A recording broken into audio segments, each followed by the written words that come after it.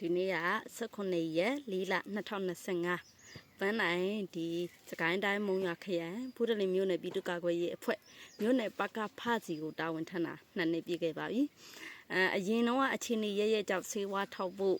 ဒီကလင်နာစီယုံလေးတွေကနေတဆင့်မြေပြင်ကိုပြန်ဆင့်လာတဲ့အခြေအနေတွင်းမှာပေါ့နော်ဦးဖျား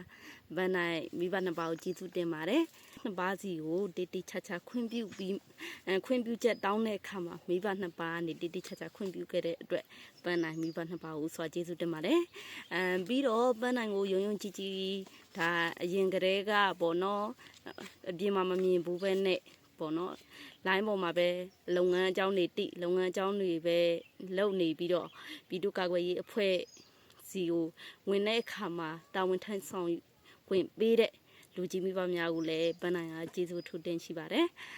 နောက်ထပ်ပေါ့နော်ပန်းနိုင်တရားနှစ်ခုလည်းဟုတ်တယ်လို့ပေါ့နော်ပန်းနိုင်ဒီအတော်တွင်းမှာပန်းနိုင်ကျမ်းမာရေးမကောင်းသည့်ဖြစ်စေပေါ့နော်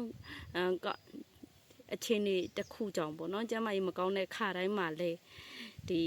ပြုစုခဲ့ကြတဲ့ရဲဘော်ရဲဘက်တွေအားလုံးညီကိုမောင်နှမတွေအားလုံးကိုပန်းနိုင်ကဒီ2နှစ်ပြည့်အထိမ်းအမှတ်နဲ့ကျေးဇူးအရင်တင်ရှိပါတယ်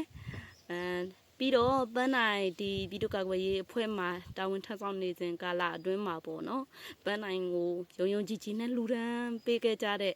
ဒီဘထောက်ဖို့တရားတွေအားလုံးကိုလည်းပန်းနိုင်ကဒီကနေကျေးဇူးအထူးတင်ရှိပါတယ်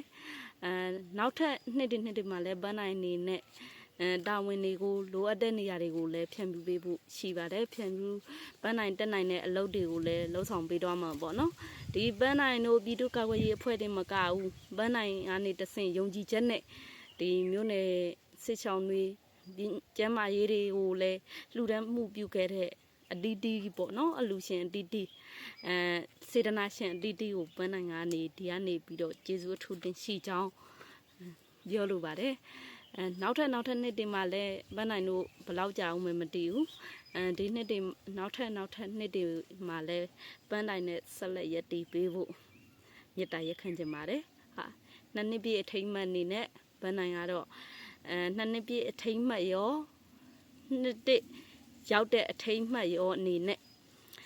မိဘပြည်သူအားလုံးကကြီးတုံးပါနေကင်းဝေးကြပါစေလို့ပန်းနိုင်ကတော့ဆုမွန်ကောင်းတောင်းပေးလိုက်ပါတယ်ရှင်